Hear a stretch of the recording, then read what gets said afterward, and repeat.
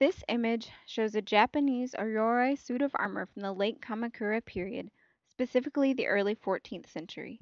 This particular example of samurai armor is made of iron, leather, doeskin, and gilt copper. Armor in ancient Japan consisted of five types: Oyori Haramaki, commonly used for foot soldiers, Haramaki Yoroi, Domaru, and Haraate. All five of these types were constructed from the same basic components. There were several pieces necessary to making a complete set of armor. The first, the cuirass, covered the front, back, and left side of its wearer. On the right was a waidate, which could be removed, likely to make the armor easier to put on, easier to adjust to an individual's needs or body changes, and easier to transport. It was made of a solid plate of lacquered leather, presumably to keep it from bunching up when the entire suit was being worn. The cuirass and waidate flared at the bottom to a four-sided skirt, made flexible enough to allow for doing battle on horseback. Samurai armor did not have arm or shoulder protection attached to the cuirass. Instead, pieces called kogusoku were used to shield the open spaces between cuirass and arm. The arm coverings themselves were called osode and served as a substitute for hand shields. Their movability aided in shooting bows and arrows, one of the most important of a samurai's weapons. Though this particular example of Kamakura period armor is missing its osode, they can be seen in this 12th century image of armor from the Taira family. Traditionally, a suit of armor did not also include leg armor, though this subsequently changed, as can be seen in this set of Edo period armor and this picture taken in 1867.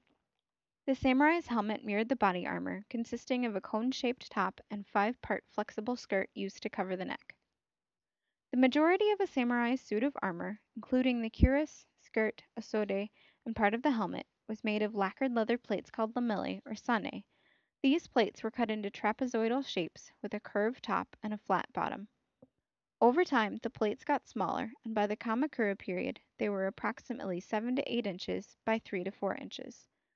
To form the body of the cuirass, the plates were pierced by 13 or 19 holes in even columns and then laced together from right to left.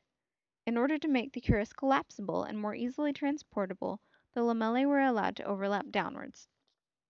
The formation of the majority of the samurai armor out of these small plates was key to the success of its protection. In fact, it provided better protection than European chainmail, and was able to absorb great amounts of shock by spreading the impact among the various layers. Individual lamellae were also recyclable, cutting down on cost and production. The cost of such useful armor, of course, was quite high and could be several months' worth of wages. An entire suit could take over 200 days to construct, and usually had to be created by a trained individual. These individuals typically lived in and around the capital and were governed by the Office of Weapons Manufacture and the Ministry of Military Affairs, part of the left and right arsenal bureaus. The raw materials needed to make such armor, particularly leather and iron, were collected nationwide through a special tax. In addition to armor, raw materials were also collected to make various weapons. The most prevalent of these weapons for the samurai was the longbow, but swords also held a key place in the warrior's culture. Though frequently only used as a backup weapon, swords nevertheless played a very significant symbolic role as heirlooms and symbols of power, skill, and the samurai's identity. An example of a Kamakura period sword can be seen in this image. In order to produce such a sword, the smith had to maintain purity of both mind and body. The sword, after all, came to be regarded as almost a part of the warrior himself, and never left his side.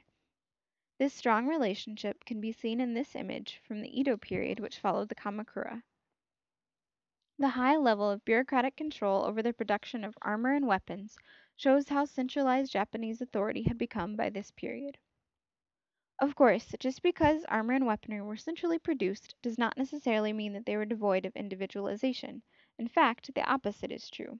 One of the most obvious forms of this individualization was the kuwagata, or the antlers placed on the helmet.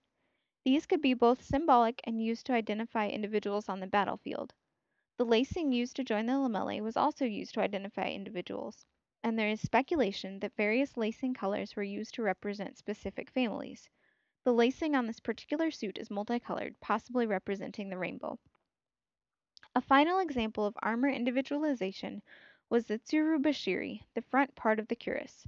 The tsurubashiri of this armor is decorated with the image of Fudo Mayo, the Buddhist deity known as the Immovable One. This deity was typically shown with a bright red face, large eyes, disheveled hair, and a halo of flames. A depiction of Fudo-mayo from the period can be seen in this early Kamakura period hanging scroll. Though this particular image portrays the deity as traditionally red-faced, he was also sometimes colored blue or yellow. Fudo-mayo was likely included on the samurai's suit of armor because of his presumed power to prevent danger and placate those with evil intentions. His presence clearly demonstrates the samurai's place in society as not only warriors, but also leaders of religious and ethical behavior. Buddhism was especially important for the samurai because of its promotion of the master servant relationship, partially established by Minamoto Yoritomo, who became shogun in 1192, beginning the feudal system in Japan. Yoritomo based his capital, Bokufu, at Kamakura, setting into motion the period during which this armor was constructed. As Buddhism gained a foothold during the transition into the Kamakura period, religious images such as this Fudo-mayo became even more significant. Salvation, particularly, was important, since the samurai frequently engaged in somewhat unsavory activities. By following Buddhism, samurai could open themselves to the possibility of achieving enlightenment in this lifetime and achieving eventual rebirth in the Pure Land. The construction, decoration, and history of this suit of armor were clearly incredibly important not only in the time in which they were made, but even today as they continue to teach us more about the culture of these awe inspiring warriors.